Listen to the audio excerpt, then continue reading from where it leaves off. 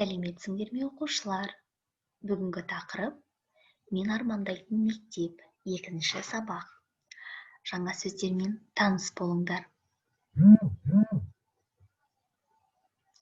Оқылым айтылым тапсырмасына назар аударайық. 5-ші тапсырма. Диалогты рөлге бөліп оқыңдар. Сәлем, Саша. Оқу жылының басталуымен құттықтаймын. Рахмет, Әлібек. Сені де құттықтаймын. Мектебінде қандай инновация бар? Біздің мектебіміз жаңа, сондықтан көп артықшылығымыз бар. 80-нен аса кең әрі жарық кабинет бар. Олардың барлығы талапқа сай. Жаңа компьютермен жабдықталған, ғаламтор қосылған. 5000-дай кітап қоры бар кітапхана жұмыс істейді. Мұғалімдеріміз де білімпаз кісілер. Бізге басқа не керек? Солай деп ойлайсың ба? Өзекті мәселе шешілген, кемшілік жоқ дейсің ғой. Айтпақшы, ұмытып барамын, мектепте жүзу бассейні бар.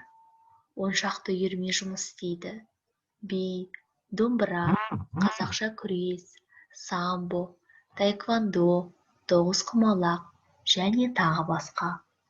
Оның бәрі жақсы-ау, бірақ қазір мектептер жаңаша жұмыс істей бастады ғой. Сонда бұлар инновация емес пе? Қазір өркениетті елдердің мектептерінде оқушылар сабақты өздері таңдап оқиды екен. Айтылым дағдысына байланысты дескриптор кестесі.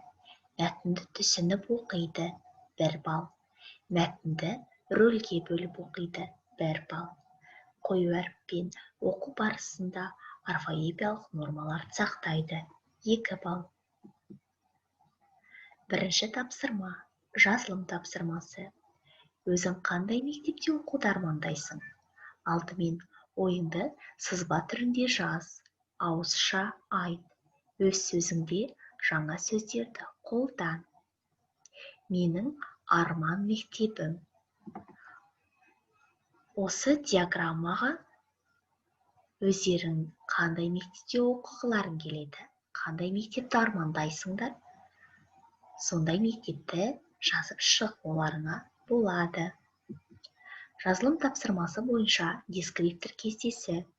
Менің арман мектебім атты мәтінді ауызша құрады, 2 балл. Мәтінді жазбаша диаграммаға түсіреді, 1 балл. Мәтінде жаңа сөздерді пайдаланады, 2 балл. Жазу сауаттылығын сақтайды, 1 балл. Осымен сабақ аяқталды. Сау болыңдар оқушылар.